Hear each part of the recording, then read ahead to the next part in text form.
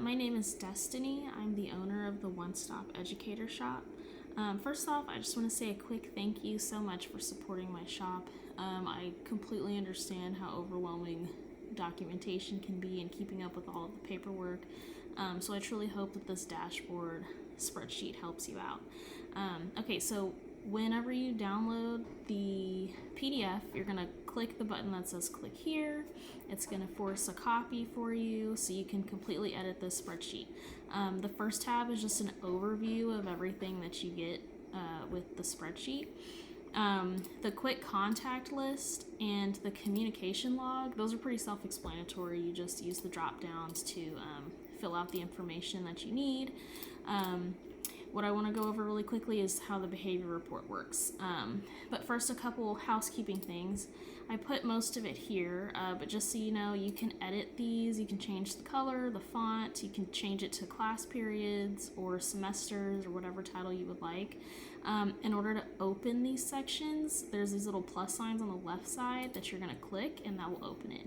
Yours will be blank, obviously, but this is just for the example. If you're finding that you need to add more rows, you can scroll down to the bottom, click anywhere, right click, and press insert one row above, and it'll include all the formatting and the colors, and you won't have to add any of that to your spreadsheet. It'll already be done for you.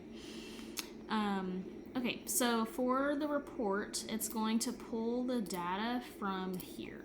Okay, so from the dashboard tab.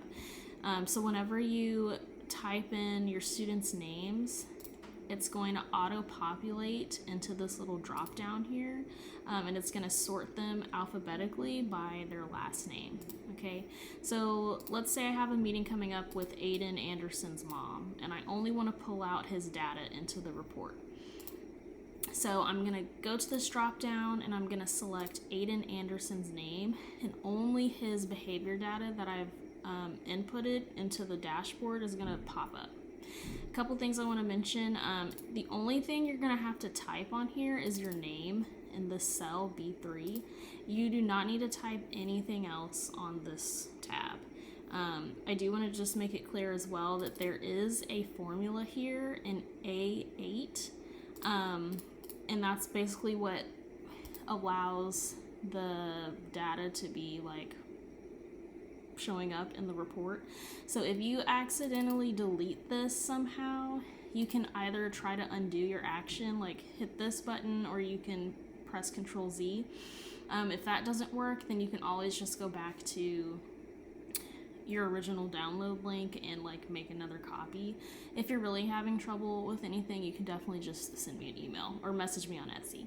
Okay, so when you're ready to print your report, you're going to select all of the cells that have text in them, and then you're going to click File. You can either download it as a PDF, that's more for if you just like to keep like your files saved onto your computer for documentation purposes, or if you just have a quick meeting and you want to print it, you're just going to File, Print, and then you're going to click Selected Cells, and that's just going to pop up only the ones that you have information in. And then you're going to do Fit to Width. You can do narrow or normal margins, it's completely up to you. Make sure that Show Grid Lines and Show Notes is checked, center and top.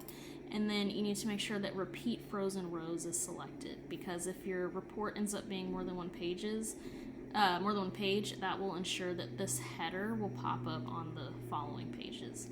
And then you're going to click Next, and then you will choose your printer, and then you will press Print.